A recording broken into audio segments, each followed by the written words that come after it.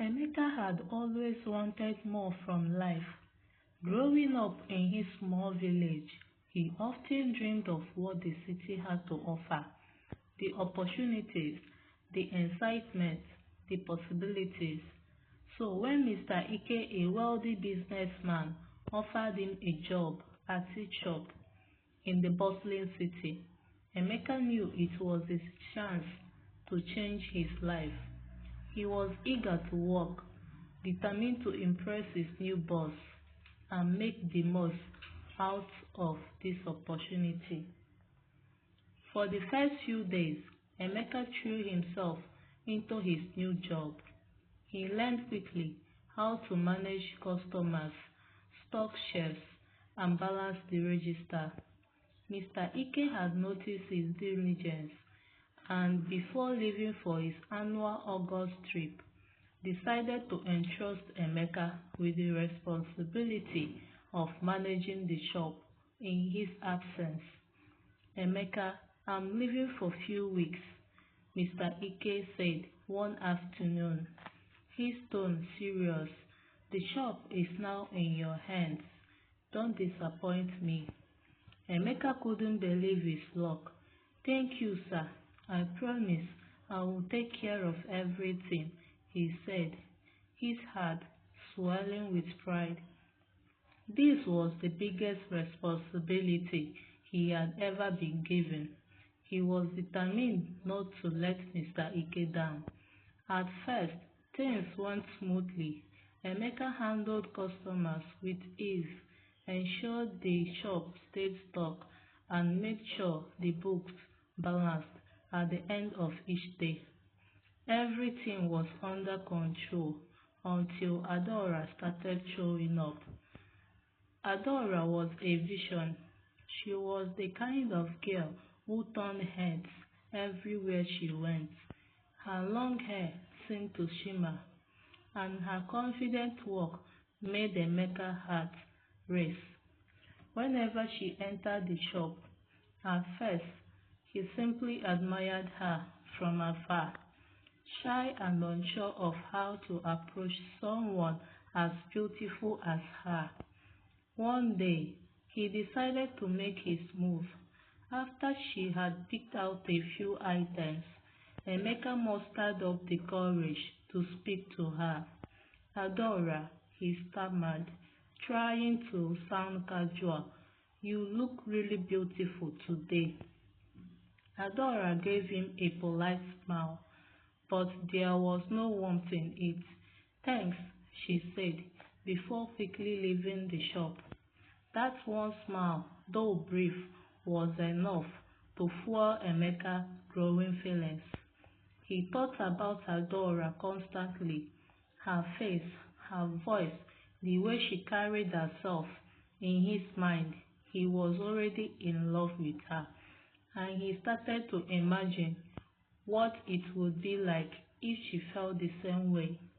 Soon, Emeka couldn't resist any longer.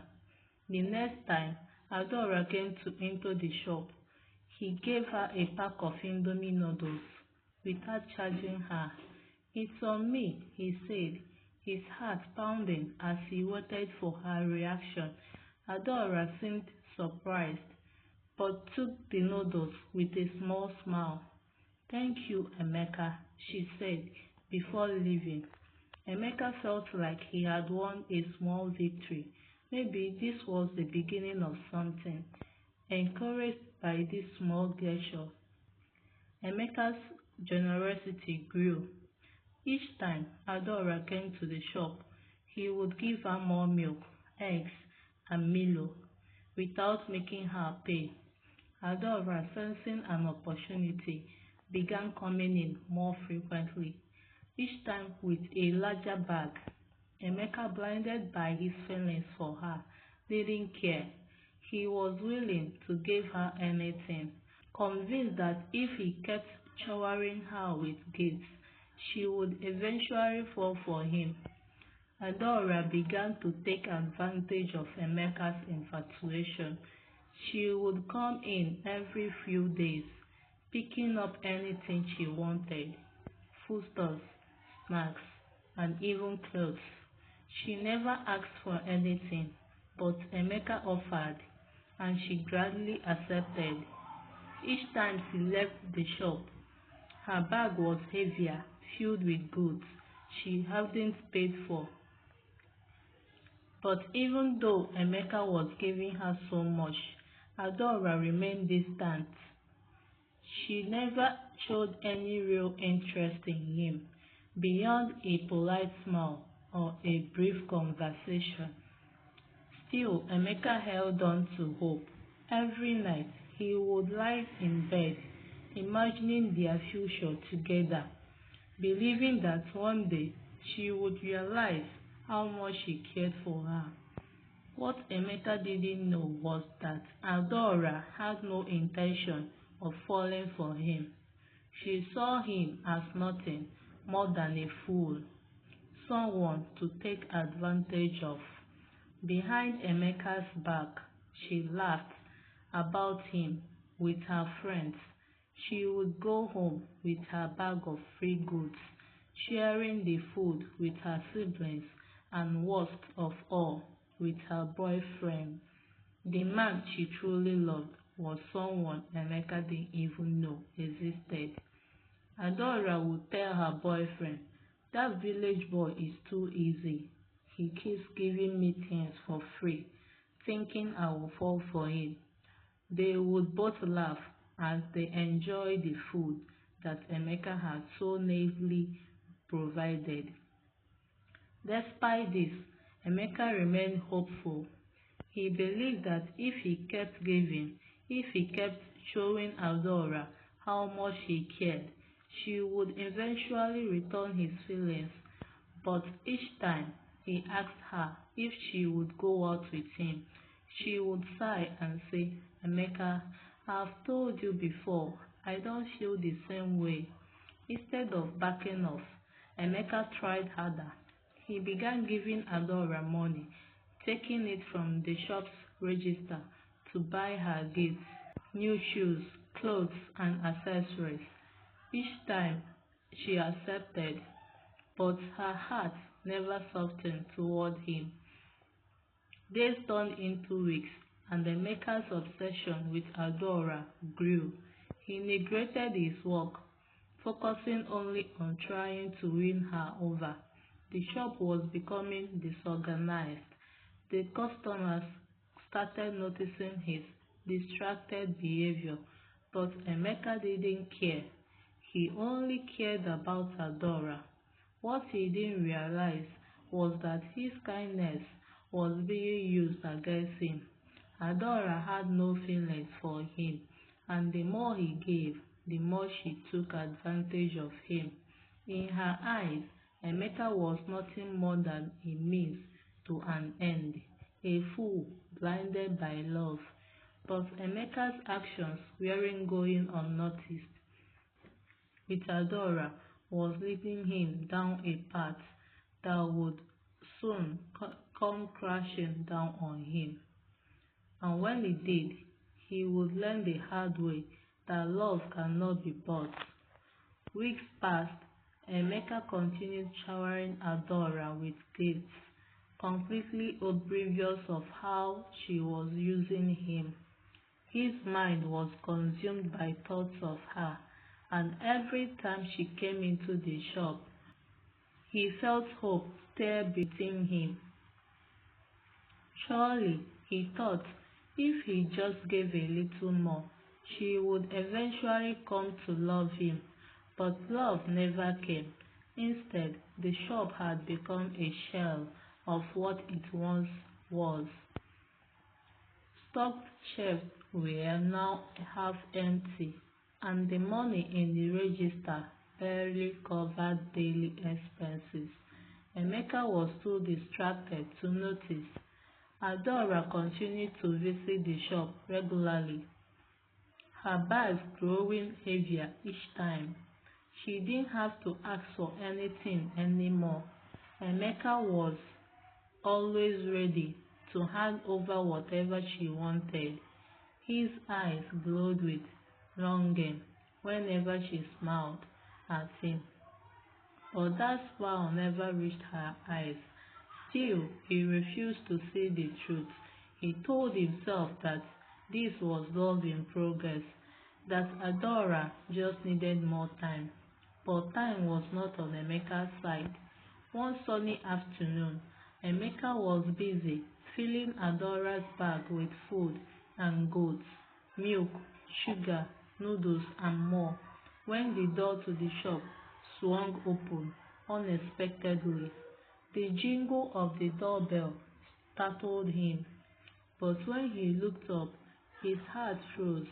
Mr. Ike had returned from his trip earlier than planned, and he stood at the entrance of the shop was unfolding before him. For a moment, the room was still. Emeka dropped the bag of goods, his hands shaking as his eyes darted between Adora and Mr. Ike.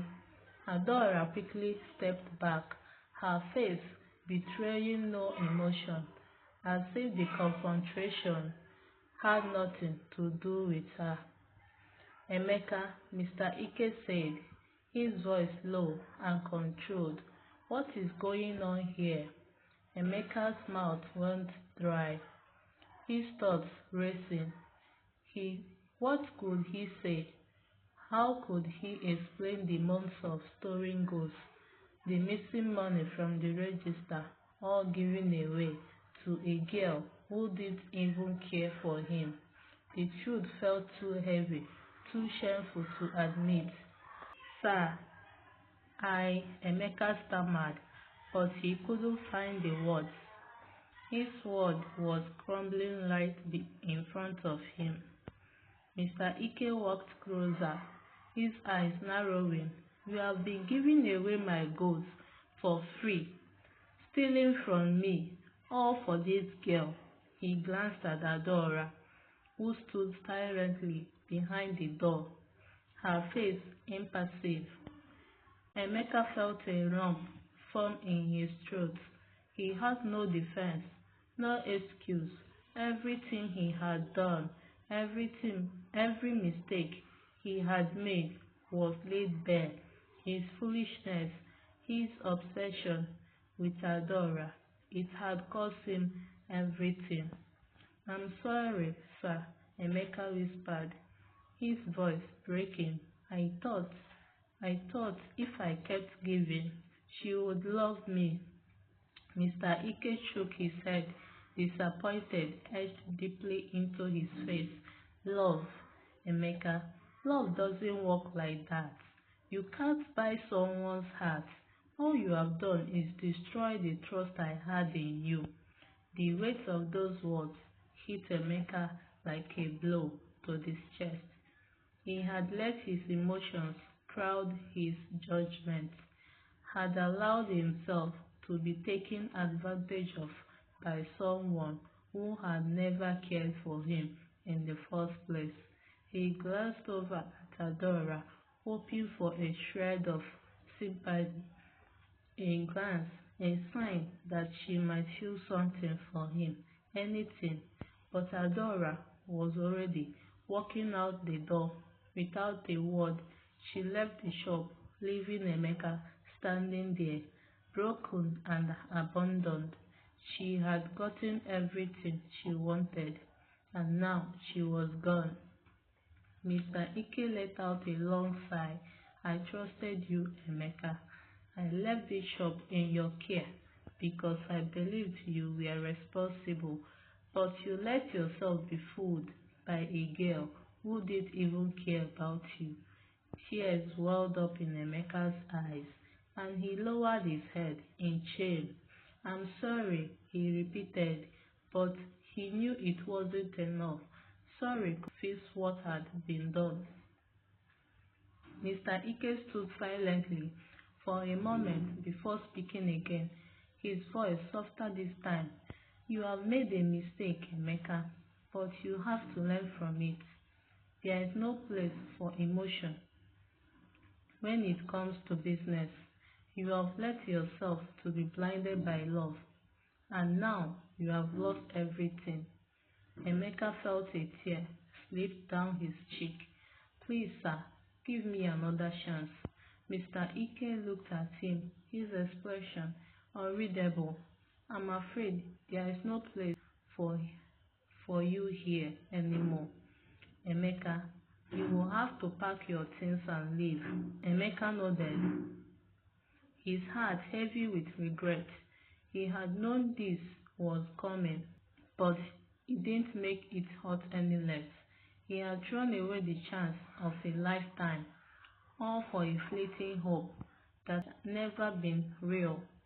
As he packed his things and left the shop for the last time, Emeka's heart ached with a mix of sadness and regret. He had learned a hard lesson, one that would stay with him for the rest of his life.